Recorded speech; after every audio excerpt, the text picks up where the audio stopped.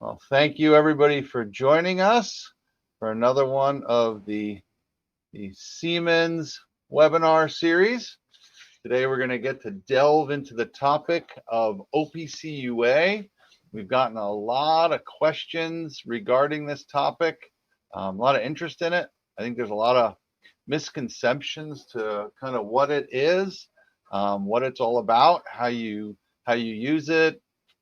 So we're gonna delve into that. But at first, we'll do a little bit of housekeeping here, introduce you to kind of my team and who we are, especially for those of you that are maybe new to our series of webinars, where you can go and look for some other additional resources. So I have the pleasure of managing the technology application team for Siemens under the machine tool systems segment. So we specifically focus on the SINUMERIK CNC control. I have a team of two gentlemen that work for me, real top performers that help us kind of drive topics of, kind of the why Siemens from an operation and programming and a utilization perspective into the market. So I have Dan Strubel, he's my CNC specialist. He also manages our Digital Experience Center in Elk Grove, Illinois. And I also have Brian Baumgartner. Brian's our technology systems engineer. So Brian can help with the actual setup and commissioning of the CNC. So he gets more into kind of the inner workings, where Dan and we focus more on the operation and use case topics. Now, our team drives and develops a lot of the online content you see released by the MTS business segment of Siemens. So certainly one of the areas, if you're looking for more information on our products, you can check out is our CNC for You website. So CNC for You is really kind of all things end user centric. So if you're a user of the SINUMERIK system and you want to find out more information, whether you're an end customer, a dealer, OEM, it really makes no difference. Definitely check out here. There's a lot of information available for you.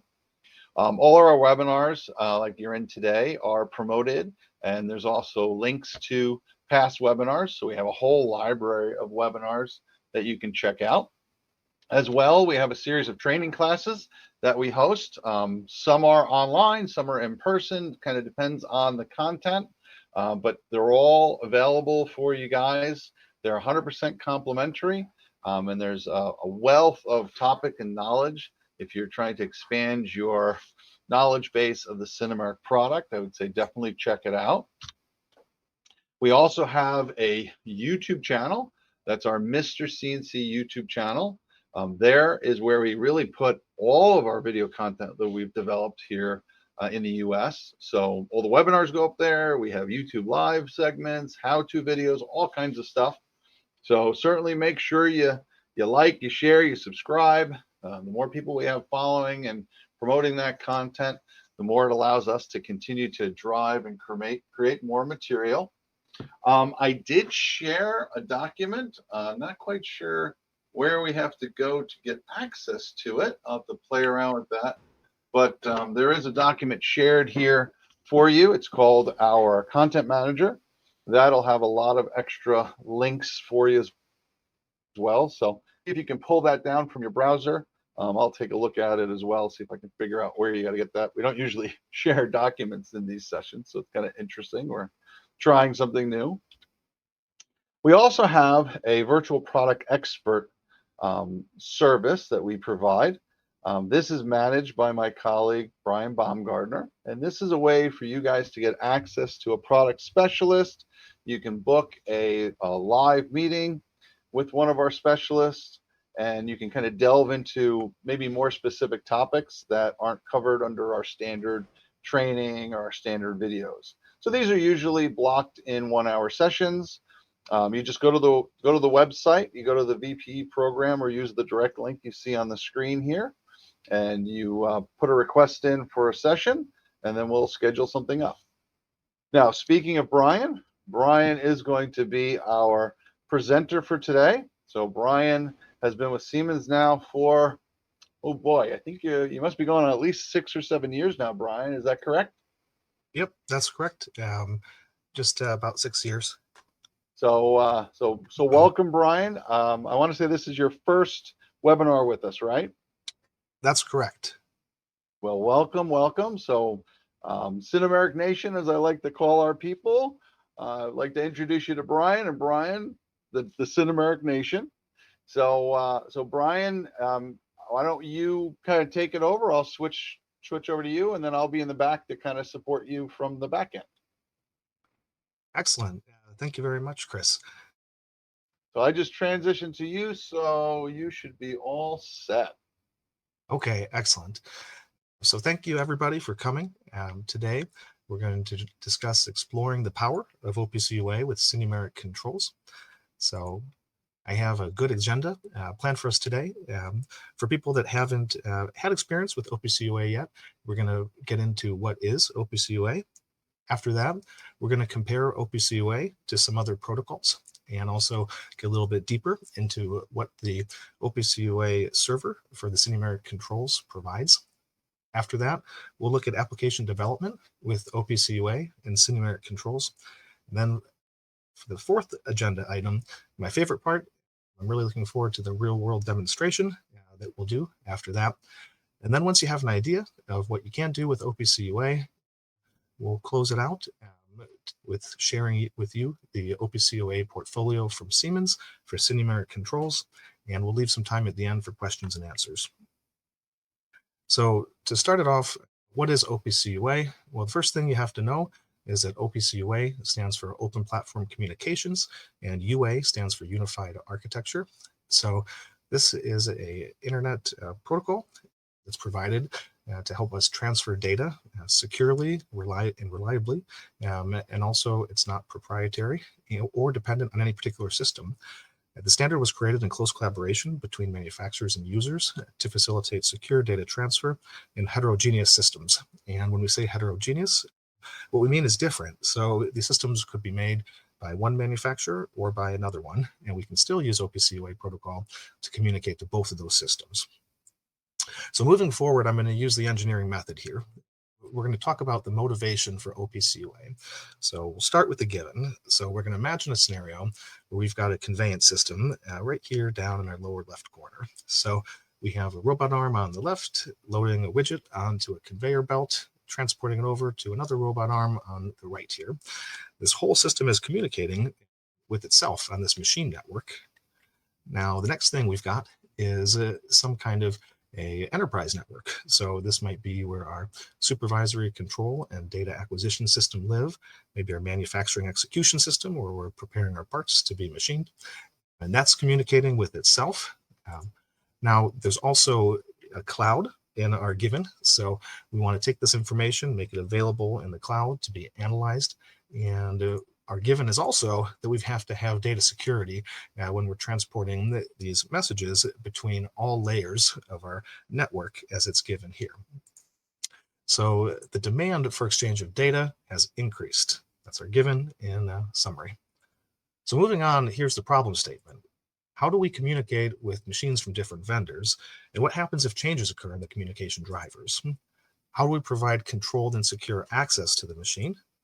How do we make these features available to our customers in a fast and cost-efficient manner? And finally, how do we ensure data security when it's being transferred between different machines, both horizontally, as we saw on the previous graphic, and vertically up towards the cloud? So the solution here is going to be OPC UA, Open Platform Communications, Unified Architecture. That's going to allow us to meet all of those objectives. And as we get through this presentation, you're going to understand why. First, some of the advantages of OPC UA. Number one, it is platform independent. So OPC UA is an internet protocol that we can run it on Windows or Linux or anything that supports an internet protocol. It's scalable. So once we design an information model inside OPC UA, we can deploy that model across other machines that are similar. It has end-to-end security built into it. So we're going to be able to securely transfer all of our messages. It's expandable. So if we decide that there are some more nodes, maybe some more variables we want to add to our information model, we can do that. That kind of ties in with the flexibility the expandability. And finally, it is interoperable, so we can use it between machines that are created from different manufacturers. So as we get into this, I want to consider an analogy. OPC UA and the effort to have this widely adopted is actually pretty similar to the universal serial bus. So most people are familiar with that. Before we had the universal serial bus, we had all different types of connectors. We also had all different types of protocols that we were using to transport data. So then after we introduced the universal serial bus, we were able to plug and play with a lot of our devices, our printers, our keyboards, our mice, where in the past we had different connectors and drivers to do that. So as we were coming up to speed with USB and more manufacturers of components were becoming compliant with it, we sometimes had to use adapters, right, to get the information between our servers and our clients.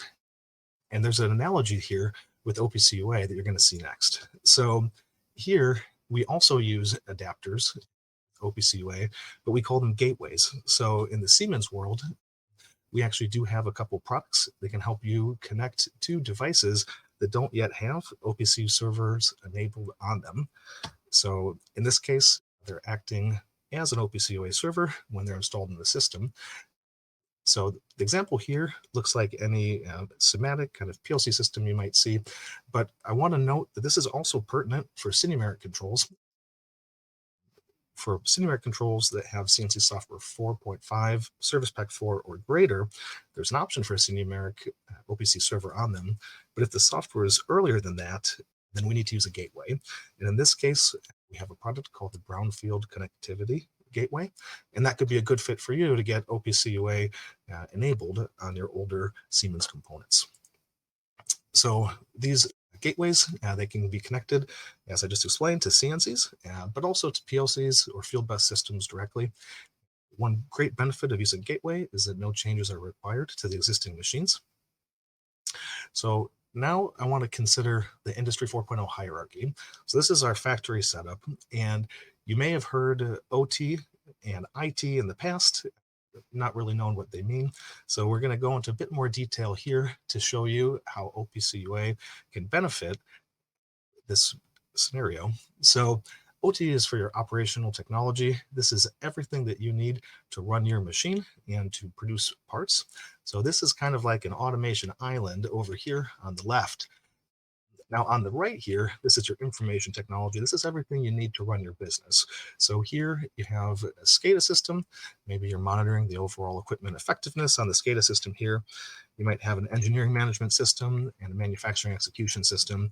And some time ago, to get information between these two, operational technology and information technology systems, we had something I called SneakerNet. So SneakerNet is where you physically put the information, maybe your part program on a USB stick, and you walk it over to your machine, you execute it. Maybe you've got some log files that come off the machine, you walk them over to your information technology system.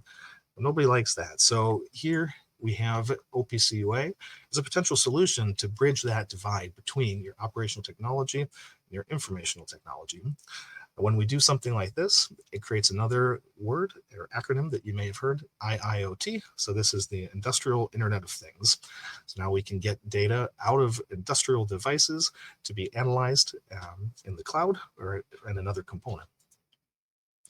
So as we go here, now I'm going to talk about another scenario, an advantage of OPC UA. So we're coming back to this conveyance system. Now we're going to imagine we have a conveyor belt from one manufacturer, but we have a robot arm from a whole nother manufacturer. So without OPC UA, we might be in a scenario where these devices can't talk to each other at all. So once we add OPC UA, we are able now to communicate and interface between these two devices so that the robot arm knows when the widget's coming. It can pick it up and transfer it over to the next stage in our process. Now here's something new, and we're going to get into a lot of details about this as we go. This is called the companion specification. So as an additional layer on top of OPC UA, we can add the companion specification, which is basically an information model. It's going to define the names of our tags and the types of our tags, which are variables that we're pulling off the devices. And once we use this companion specification, it won't matter which manufacturer these devices were made by. As long as they have the same information model, we can plug and communicate between them. So a companion specification is a set of companion standards. So those are defining really our information model and our data structures.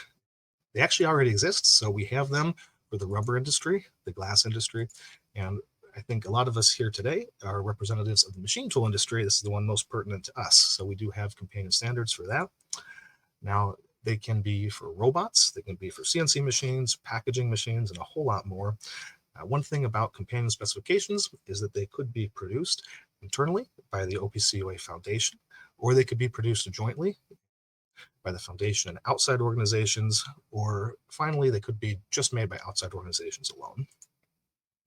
So now we get into a use case for OPC UA companion standards. So we're going to imagine a factory here on our left with a logic control unit. Now we've got 4 different machines here from different manufacturers, and we're able to use this single tag. They've defined it here as set machine speed, and they all have the same information model. So though they're from different manufacturers, we can set the speed quite easily and then plug and communicate to get the factory running. So now the next thing let's talk about when we're talking about our companion standards is this concept of domain-specific information models. So the OPC UA Foundation has this goal of interoperability, kind of like how we did with USB. And once we achieve this, we're going to be able to take all kinds of products from different manufacturers and run them in the same way. And the benefit is going to really be for anybody that's involved, using these machines. Now, what we care about probably is this particular domain, the factory automation domain. So one collaborator in the consortium here is MT Connect. So that's an important one. So they have companion standards. They collaborate with OPC UA Foundation. So does VDMA. But we also have this IO level. So we have our Profinet communications, and the engineering level is kind of interesting as well. We have things like PLC Open that provide instructions for how we should write our PLC so that it can be interoperable now with other systems. So now as we go, I wanted to talk about a couple of the companion standards that are useful to me that I've seen in my past. One of them is MT Connect. So we know MT Connect has its own protocol entirely, but interestingly, they also do have their own companion standard for OPC UA. Another good one is the VDMA organization. So this is a German organization, and they publish standards for robotics and machine vision. So you might find yourself using one of those. I talked a little bit about PLC Open. So this tells us how to write our PLC in object-oriented ways so that it can be interoperable. And the same concept here comes from OMAC. So they make the specification pack amount. Here we're primarily looking at the SINUMERIK control, which is not usually used for packaging, but this is an important standard because it's been widely adopted already and has a lot of really good practices in it. So if you're interested to read it, I do recommend that one. So now, which CNCs support OPC UA? We're all here today to talk about Siemens, and that's perhaps, from my perspective, the most important one if you're using SINUMERIK controls. But I wanted to mention that it is supported by a whole lot of other CNC vendors as well. So once you get your information model running on Siemens, we should be able to use similar strategies to connect with these other CNC vendors that have published that they also have OPC UA servers available. So now that we've talked a little about what OPC UA is, let's compare it to some other protocols. First off, we're going to compare OPC UA to MT Connect. And I'm going to start on the right side here. We're looking at the MT Connect structure. So first off, on our lowest level, we have our equipment layer. So these are our actual machines that are producing parts for us. And our goal is to somehow connect them all the way up to the top here to an MT Connect client that can get data out of these machines. But to do so, there's a couple layers involved. So the first layer that's important is our adapter. So the information is coming from some data service on our equipment, and it could be coming from a number of different ones. So one that is important would be a dynamic link library. So maybe we have a DLL running on our equipment, and we can get data and whatever the equipment's information model is through that dynamic link library. perhaps we have internet protocols. So maybe we have OPC UA or Modbus. So we might be able to create an MT Connect adapter that gets its information from one of these protocols. Or maybe there's a whole nother one that I haven't mentioned that is acting as a data service to get data out of our equipment. So with MT Connect, what's also interesting and important to note is we have an agent. So the job of the agent is to facilitate the connection to the client, where the agent connects to the adapter using this transmission control protocol, or TCP. So it's going to create socket connections to our adapters and then allow our clients to connect using a RESTful API to the agent. So from the client perspective, this is a very convenient system because the information has already been prepared to correspond perfectly with an established model. But there are a lot of layers in this system, and that's what I wanted to focus on. Now we're going to look at the left here at the OPC UA structure. So here, the first thing you notice is we're missing a layer. So we're actually communicating directly with the TCP layer. And so we don't need to have this agent here in the middle. So long as your equipment is enabled and ready with an OPC UA server, you can connect directly from your client. The companion specification we talked about earlier is optional, and that's why I put it in a dashed line here.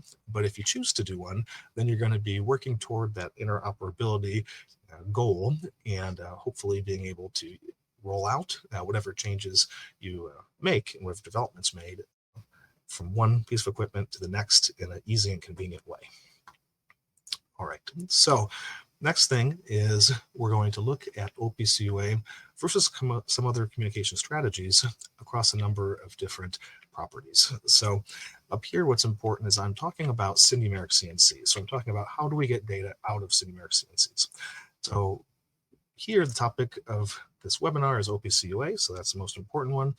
We also have an MT Connect adapter through a third party available, so you might get information out using that, or you could get information out using Create My HMI, which is available in a .NET or a Qt implementation. So as a point of clarity, the MT Connect adapter was actually created using our Create My HMI.NET and Create My HMI Qt interfaces. These are the tools that Siemens uses to create the HMI that probably a lot of you are familiar with, SINUMERIK Operate. So moving on, we'll talk about platform dependence. So OPC UA is not platform dependent. We've talked about that. It's an internet protocol. MT Connect is also an internet protocol, so it's not platform dependent. Now, Create My HMI.NET, we're creating .NET programs, and .NET is for Windows, so this is going to be dependent on the target system being Windows. And Qt is also, in a way, platform dependent. We have projects that can be made for Windows or Linux, perhaps some mobile applications too, but it's not an internet protocol like OPC UA and MT Connect. So now we can talk about protocol binding. So OPC UA communicates on that TCP layer, whereas MT Connect is a layer higher. So that's our Hypertext Transport Protocol, more commonly known as HTTP.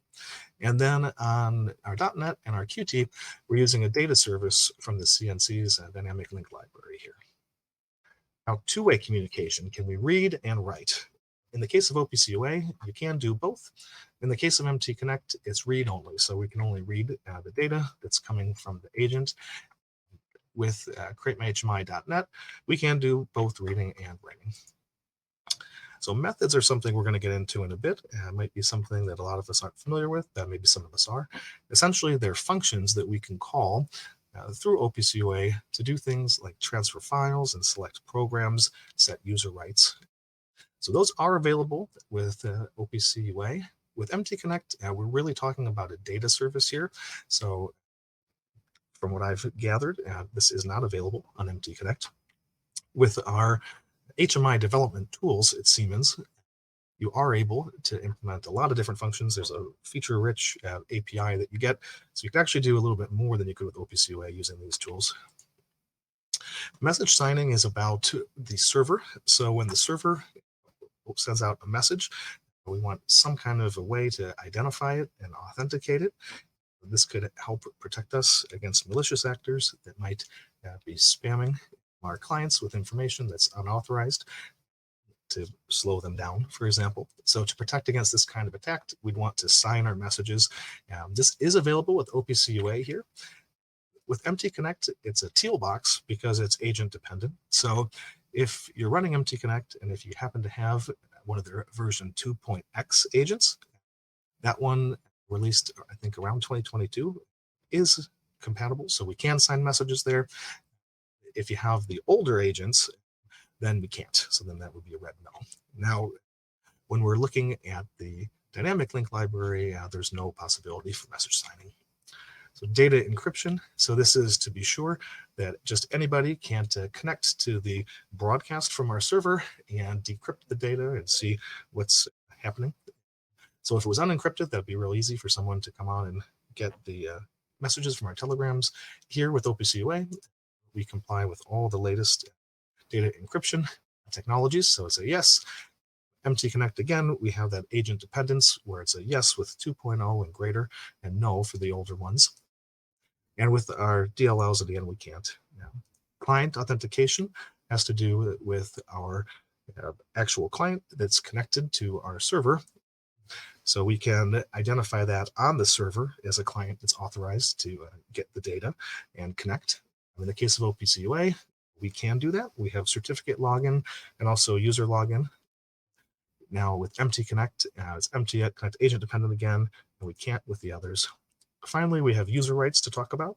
So with OPC UA, we do have user rights as an additional level of security on top of the server client concept, and the other methods, so far as I've seen, do not have that feature. So now moving on, I want to get into what the SINUMERIK OPC UA offers on its server. So first and foremost, data access. So this allows us to read, write, and subscribe to SINUMERIK variables, be they NC variables, PLC variables, or other. We have alarm and condition monitoring. So we have events configured so that we can monitor alarms and messages from the HMI, the NC, and the PLC. And we also have these methods where we can do user management, file transfer, importantly, and some tool management and program selection. So here we're going to look at the OPC UA server address space for the SINUMERIK control. So there's two entry nodes into its address space. So I'm talking about an entry node, I'm talking about this object here. So we have a server object, and we also have this SINUMERIK object. The server object tells us all information about how the server is running. Is it okay? Is there a problem? The SINUMERIK object is the node that contains all the actual data from the SINUMERIK control. So this becomes available as soon as we enable the option, and you don't require any amount of engineering work really did get this. You just enable it and connect your client to it. So if we wanted to know more about the structure of the address space, we can look at the SINUMERIK 1 NC variables list manual here. And some of the data we can subscribe to would be our GUDs, so our global user data. We can subscribe to the PLC data blocks. We can look at the machine data configurations and the setting data configurations in our control as well. So now looking at the data access, I'll show an example from a client of how we would see whether the machine is in a general auto state or a general jog state. So if we click on the particular node, we're going to see a node ID. So here we see that it's in namespace 2, which is second down because our server is namespace 1. And then we see a string ID of the variable there. So one thing we might do is we might add a custom node where we specify the node ID to be 2 and the string of that variable afterward. And once we click OK, now we've set up a subscription with the auto jog state variable, and we can see its value. So now a little bit about how you set up alarms and conditioning. This is with UA Expert. It's a free client that I'll demo in the real demonstration. But here, all we do is drag the SINUMERIK node over into our event view. And as soon as we do, we're going to be seeing the alarms that you'd see as an operator on the front of the screen, but instead through our OPC UA client, which could be anywhere as long as it has that internet connection to the control. So then we have methods. So this example, I'm going to transfer, select, and run this program Hello World onto my system. So first off, I would use the method here, copy file to server. So I could call that. Then I would be brought up to see this little dialog here. I'd fill in the target name of the file and the data in the file, and I can call. There's a log that'll tell me that the call succeeded. So now that my Hello World program is in my file system, because I copied it there, I would be able to see it in my little object here in my namespace. So now I can get its node ID from its attributes. I could select it using this call. I could call it, and then I could also see that it was successfully called. So with this, I am selecting this as the active part program to run. And now that I've selected it, I would be showing my screen for everybody to show it is selected. I would ask the operator to push cycle start, though we could probably figure out a way to do that through OPC UA, but best to have the operator involved in that kind of process. And then we're going to see Hello World. So that was just a little workflow of how we might transfer a program from a server to the control, activate it, and then start it up. So the next thing to know about the SINUMERIK OPC UA server is that it does offer security. So the security is going to come in a couple different ways. First, we have this message authentication. So our server itself, it has this .der certificate on it that you can import into your clients. Then we have this here. So we have trusted certificates that are on our server. So we could take, in this case, my UA expert certificate that I got from my client. I imported it into my server here so that I know to trust it.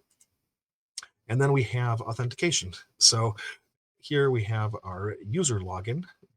In this case, it's the OPC UA client configured as the admin user. One thing I want to highlight, because there's some people that don't know this, is just that authentication methods do include anonymous. So if you don't want to have all this checking, you don't need to. You can allow anonymous access, especially during the startup phase. This could be useful to people. And you can also accept certificates automatically to kind of not have to import them yourself if you didn't want to have these security features. So then the next thing is with that final layer that we only get, so far as I know, from OPC UA, which is security through user access rights. So the admin user we were just looking at, they have the ability to create new users and to give them different privileges. So you would do that using some of the methods that I have here on the right. Possible user rights include all of these different ones you can call out. The ones that I use often here are SINU read all and SINU write all. So this is referring to the SINUMERIK namespace. So if you give this to a particular user, then that user will be able to read all the variables in the namespace. And if you give them write, they can write all of them. By default, when you start up the SINUMERIK OPC UA server, nobody is going to be able to do a write operation for security. So you would have to actually first give that privilege to even your admin user for them to be able to write variables. Another important feature that we have is exporting of diagnostic data. So when you open the server, you're going to be able to go to network and then to OPC UA, get to this page where you can export your diagnostic data using this soft key. And we also have archiving support. So once you configure the OPC UA server once, like I said at the beginning, OPC UA is scalable. So you could take that configuration and copy it to other machines or use it as a backup in case you want to ever restore to that point in time in the future on the same machine. So a couple use cases of OPC UA. First off, we have a virtual use case. So you could actually run OPC UA from create my virtual machine or run my virtual machine. This would be just for testing, debugging, and engineering purposes. You could also run it locally. So if you have a industrial PC in your machine network, you could keep the OPC UA server in the machine network just between the SINUMERIK one and your PC.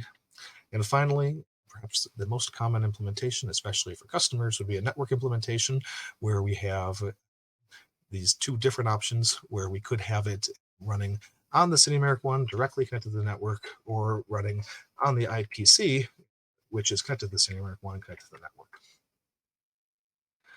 Now we get to the third topic in our agenda, which is application development with OPC UA. So we talked about companion standards, and one way that we're able to create those on the SINUMERIK control is using this tool called the Siemens OPC UA modeling editor. So this is creating our customer specific object model.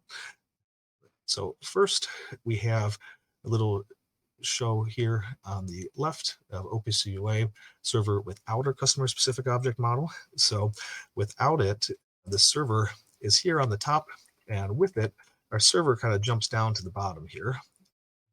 Now, the same happens with our SINUMERIK namespace, is that that's going to the bottom down here, but our customized object model is at the top. And we might use this to give significant names to the different devices that we're monitoring. So here we have a loader and a milling station and a couple tags that might be interesting to somebody subscribing to this server. So next, I wanted to show this example. So here is an application example on support.industry.siemens.com, which is referred to as SEOS. This actually gives you the source code to a .NET project that has an OPC UA client on it. So if you wanted to really get into it yourself, which is something I've done, and we'll hopefully have another webinar or at least how-to videos on how to use this, and you can get to know it better, you'll see that you can create your own client with source code to connect to our server. And we have a lot of different functions supported: finding the server, creating and ending sessions, navigating the address space, and more. So you can get to that here with this link. Now, I have a little example pulled up, so we'll get perhaps into more of the details in a follow-up webinar or how-to video. But here you can get a brief interview or brief overview, right, of the tool. So this is the form that comes up from our source code, and you can see on the right side here we have the helper class. So by calling these functions, I can, for example, connect to an endpoint in a pretty easy way, and I can also subscribe using this function here to some of my variables from my OPC UA server. Here I'm showing just that we do have the ability to browse nodes and copy their addresses, and also read and subscribe, and even call methods. So this is important if we wanted to develop our own client, maybe for file transfer. We could do that using one of the methods here, and call method is one of our functions in the helper class. So now moving on, application development with OPC UA. Rather than develop your own from scratch, you may be interested in using a sample client that's already full of features. And one great one to use is this unified automation tool called UA Expert. So this one allows you to view data, to view alarms and conditions, to get historical trends, to do things like data logging, which we're going to demo later, and more. So this is a really nice tool. It's not going to be customized to your application, but it will allow you to see the server and hopefully get some useful information off of it. Now, for people that don't want to do really anything and just want an out-of-the-box solution that's going to do useful things with the information provided from our OPC UA server, you might decide to collaborate with any number of companies. So at least all the people here do have solutions that would allow you to get and analyze data off of the OPC UA server. But also, it's very important to note that Siemens is a player in this market too. We have the tool called the Insights Hub, which actually doesn't need to have the OPC UA server enabled, because as a manufacturer, SINUMERIK products were able to communicate with them one level lower than that. Now, it does support third-party controllers. So if you have third-party controllers and Siemens controllers, you can use the Insights Hub to connect to both of them. So my advice would be, if you did want to use this tool, but you didn't want to do any of the application development on your own, do take a look at the Insights Hub first, because I think it's a great tool and it's going to give you a whole lot of functionality. So moving on now to my favorite part, I've got the real world demonstration. So I'm going to exit out here and open up first this tab. So this is the website from Unified Automation. To have a full disclosure, this is not a Siemens product. This is a free product that anybody can go get and get information about an OPC UA server, connect to it, and hopefully gain insights. You can download it right here with the free download. So now I do have this pulled up here, and I have a brief overview of how OPC UA Expert is structured and what the windows mean. So up here on the top left, I have my project, so I can configure any number of servers that I'd like, and my documents are my tabs, so which tabs I have open. And down at the bottom, I have my address space. So in this example here, I'm actually connected to 3 different OPC UA servers. So I have one that's running on an 828D. So this is a SINUMERIK product. It's remote, so it's connected through a cable. And then I also have 2 other OPC UA servers that are running locally on my PC using a tool called Create My Virtual Machine. So looking at the address space here on my 828D, I can see my SINUMERIK node. So this is how all the data is structured down here. There's a whole lot of information available. For example, if I want to find the position of my axes, I can look into NCK, go to my machine axes, scroll down, and eventually find my measured positions. So I have measured position 1 and measured position 2. Information about those nodes will be available in my attributes window over here. So that is what I've got in the SINUMERIK namespace. But on top of that namespace, I actually did go ahead and create a customer-specific object model. So in this case, I have a 3-axis mill with 1 channel. So as I drill into here, I could also go to my axes. And now if I wanted to get the actual position, I could do it in a much easier way, where I just drag in the positions and I see them being monitored right up there. So you can configure these to whatever companion specification you'd like to. And for this, I did try to use the MT Connect specification, so you can see some additional properties with each of the nodes that I've configured there. One thing to be mindful of is your update rate. So now I'm actually running a part program right now on my 3-axis mill, but what you have to do is look at the subscription settings.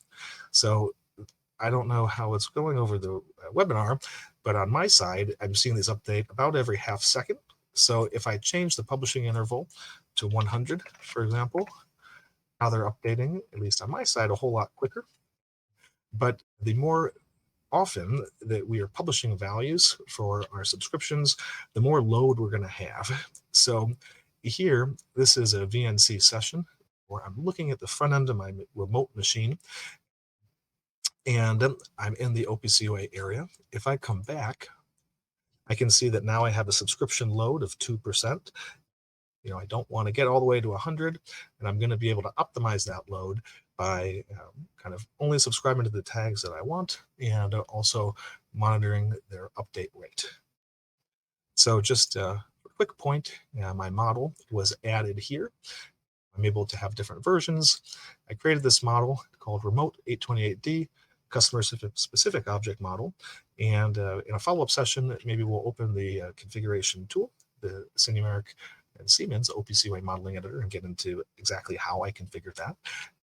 But for now, we're going to come back and look again here. I'm going to set my subscription settings back to half second.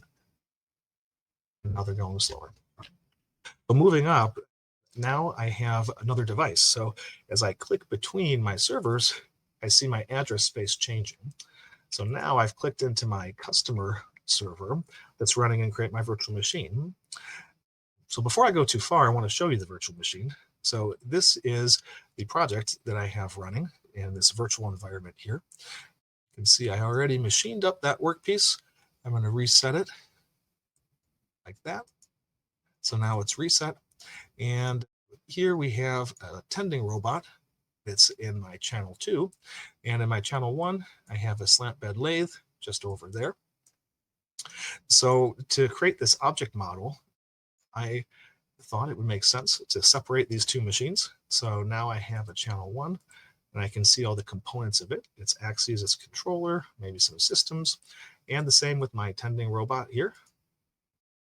I still have the SINUMERIK server if I wanted at the bottom here. So what I want to do is go through a practical exercise next to make a part and do a time study. So here I have a data logger inside OPC UA Expert. What I'm going to do is get some information that I want to monitor. So first I'm going to go to my slant bed lathe, and I'm going to come into my components. I'm going to get my program level. I'm going to get my line number. And then I'm going to do that with my channel 2 next. Controller. I'm going to get my program level. I'm going to get my line number.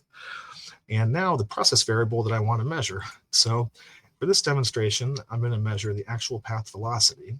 So first of my channel 1, and next the actual path velocity of my channel 2. And finally, I want a time scale. So I'm going to come into my axis 1. Now this is my channel 1, which is running the part. And I'm going to pull in the cut accumulated time. So now that I've got all these here, I'm able to start a log. And once I start a log, it's going to write a file to the output directory I configured. And it's going to be monitoring all these different tags that I've configured. So over here, and create my virtual machine, I'm going to have my machine, and I can hit start when I'm ready.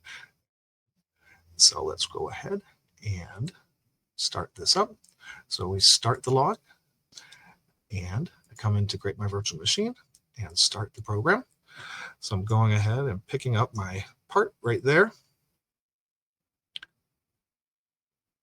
The tending robot is going to go ahead and load it into my slant bed lathe. We're going to machine it. So as we're going, I'm going to look at OPC UA Expert. I see the data changes here, and I see some of these received values, so I know my logger is working. So now my part's being machined.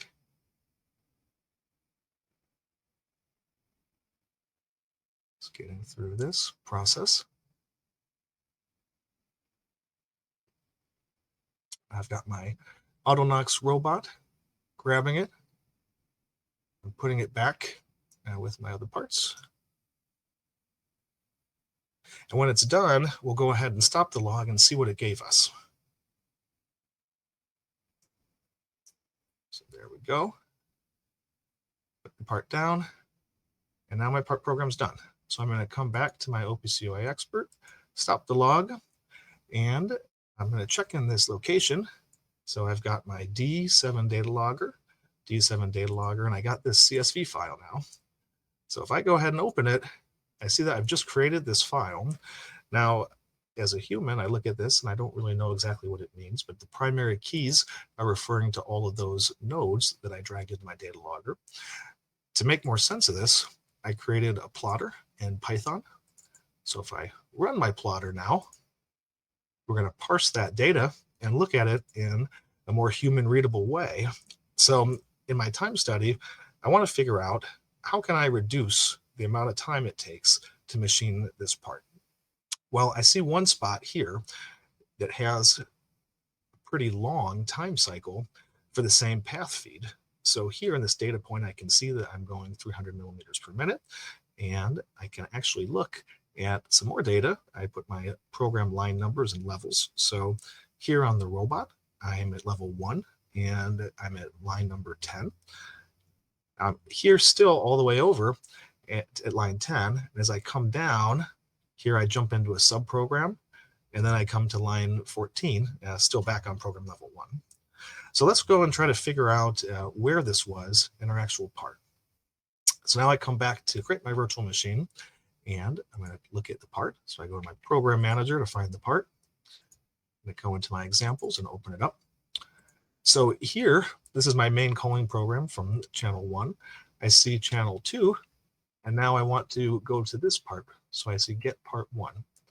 So I'm going to close this, go to my subprograms, open get part 1. Now I go down to line 10, which we just highlighted in that graph, and I see that my feed is 300, which is what we saw. So this example, we're going to say we talked to the process engineers, and they told us that, in fact, it's safe to pick up the part a bit faster than 300 millimeters per minute.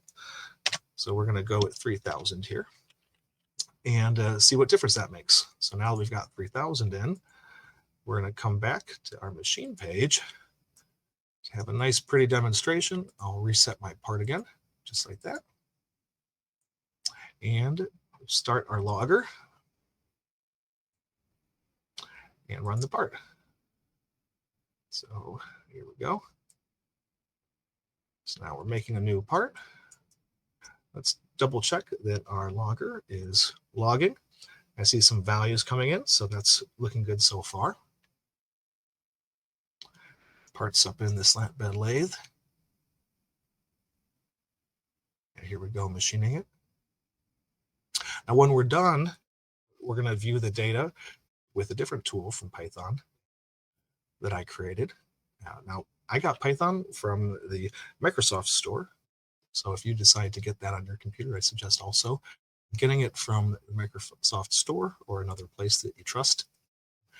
The Apple Store, I suppose, if you have an Apple PC. So almost done here. Coming to put the part back.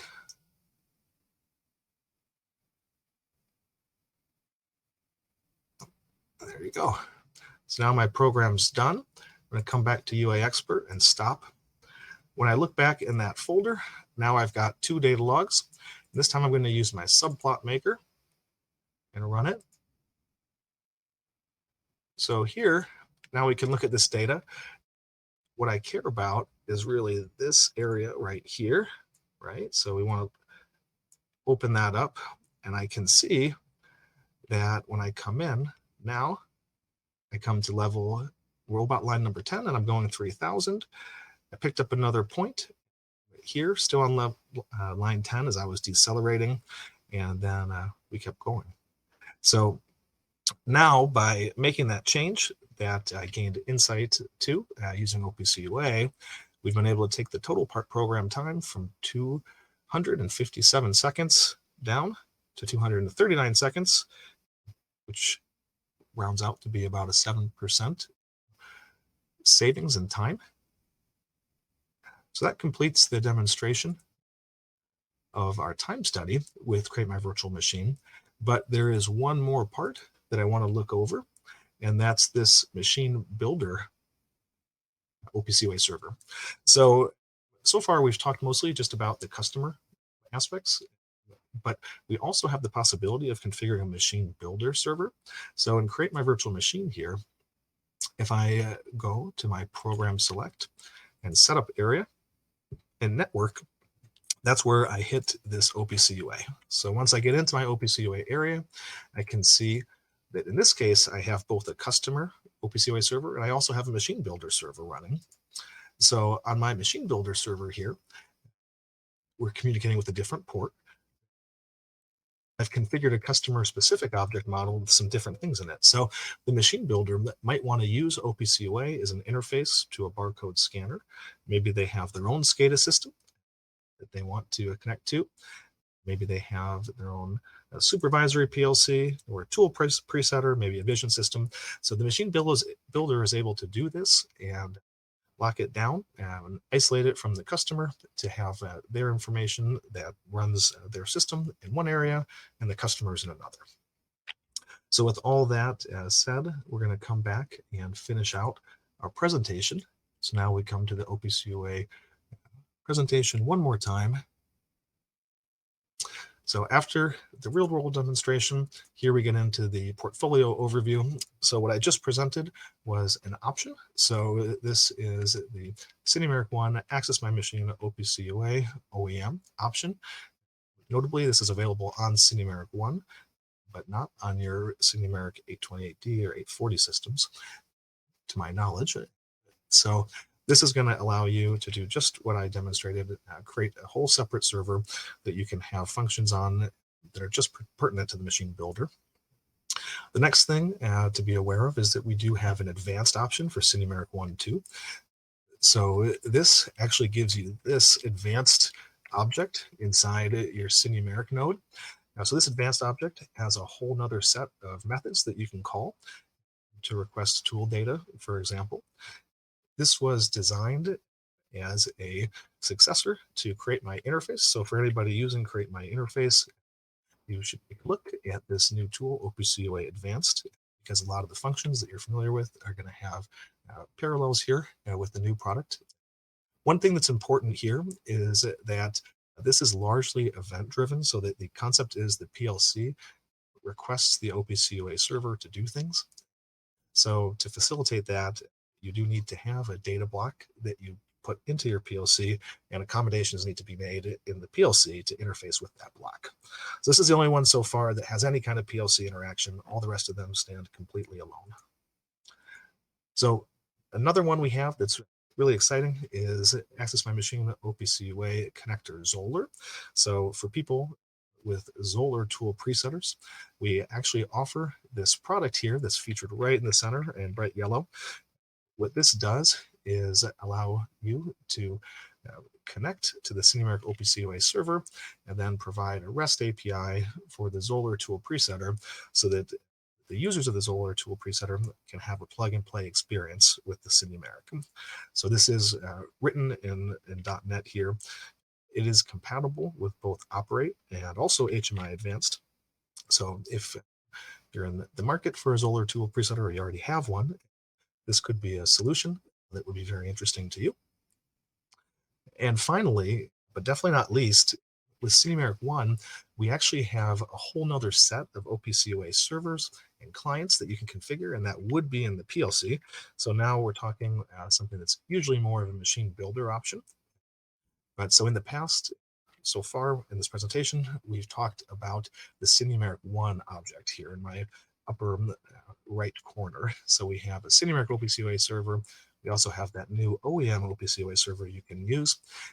What's really special about the PLC server is that not only do you have the capability to create the server, but you can also create a client.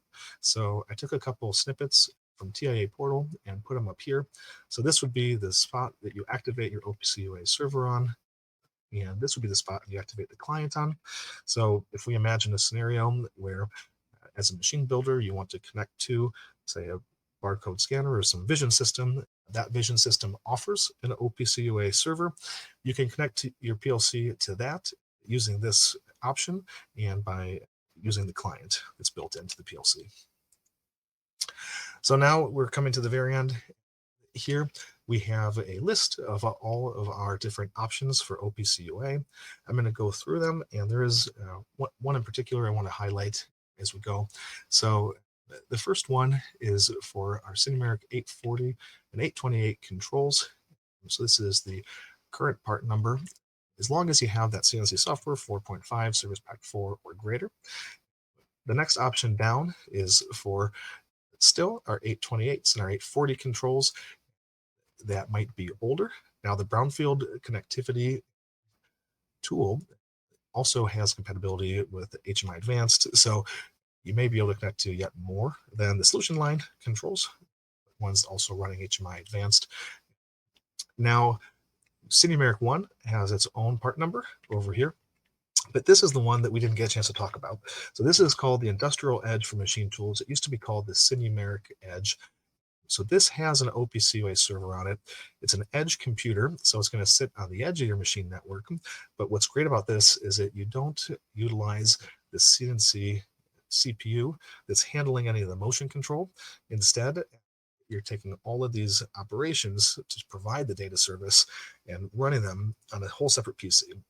And this can also handle high frequency data, whereas with the OPC UA server that we were looking at before, I set it to 100 milliseconds.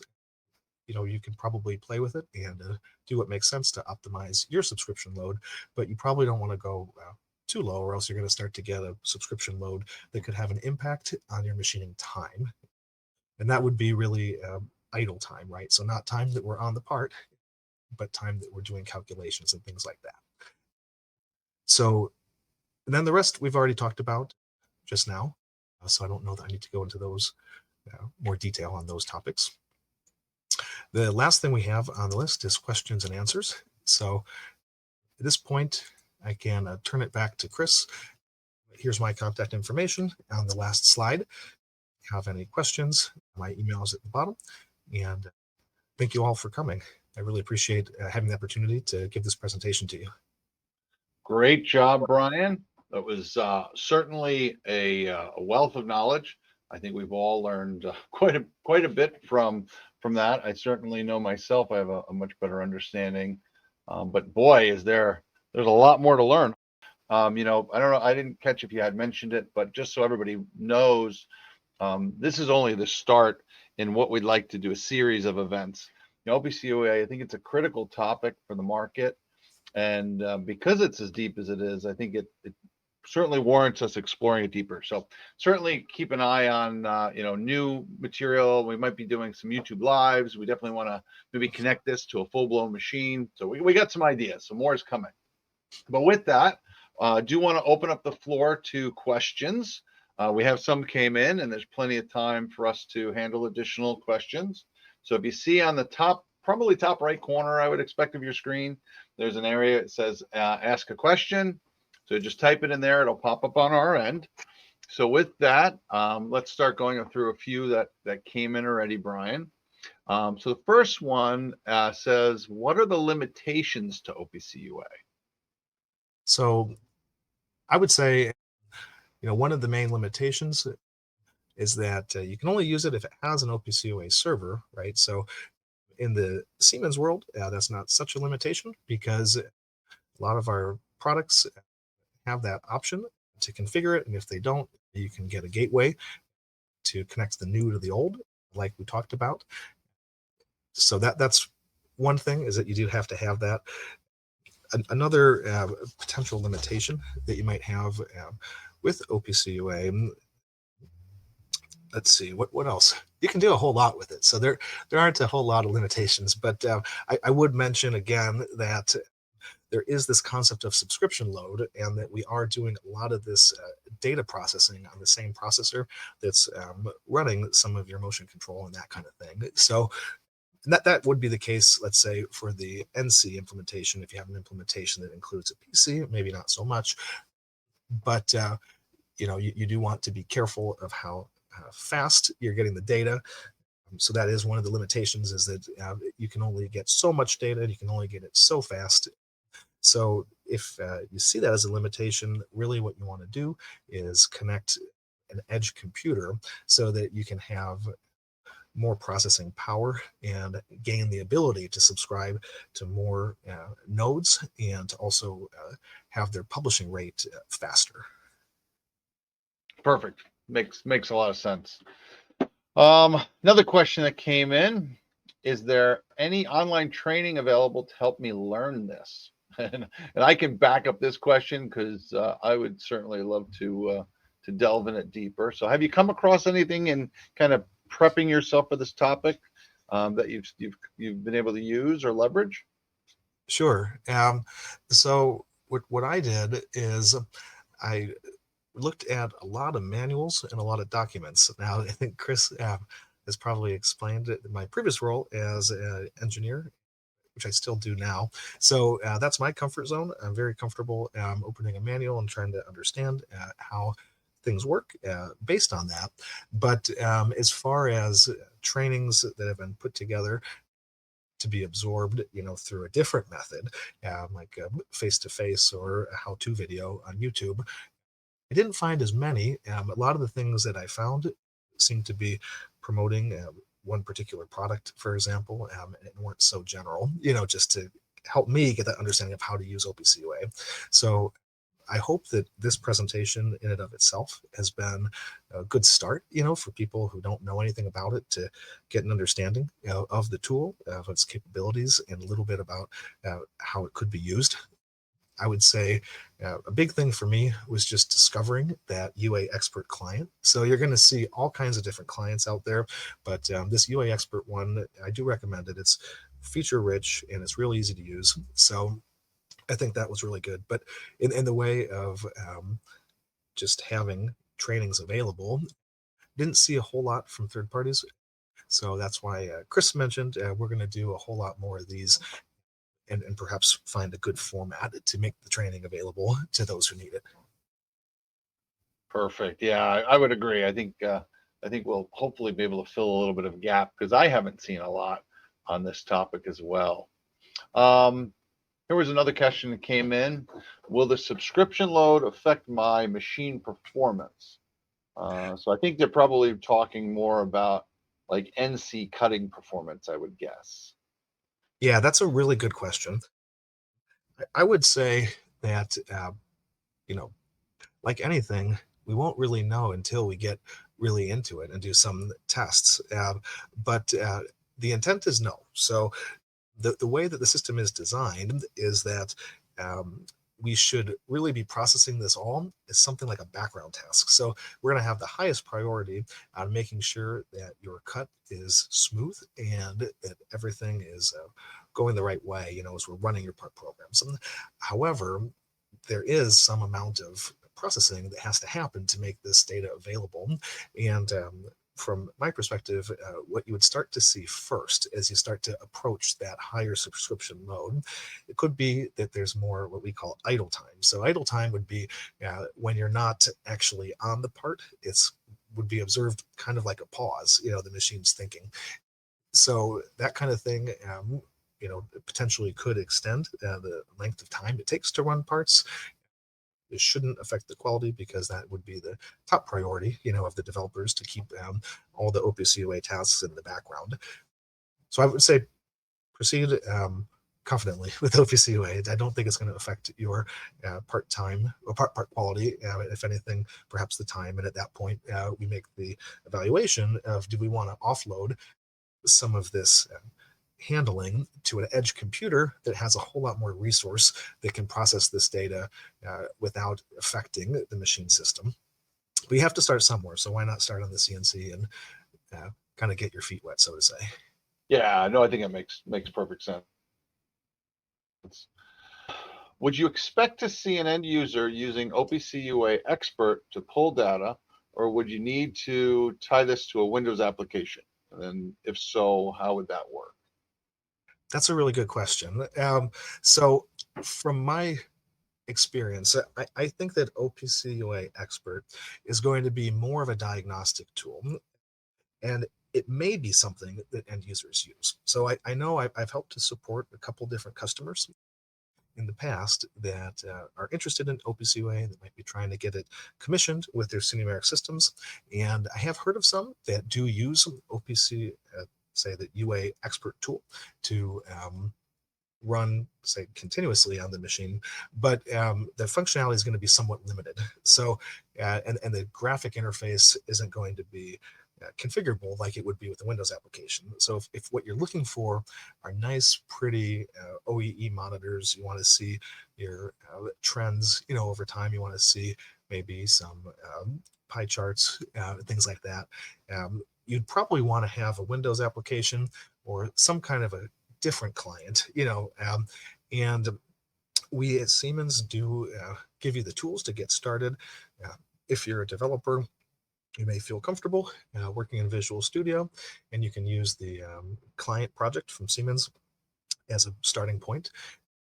But other than that, you do have a wide number of partners.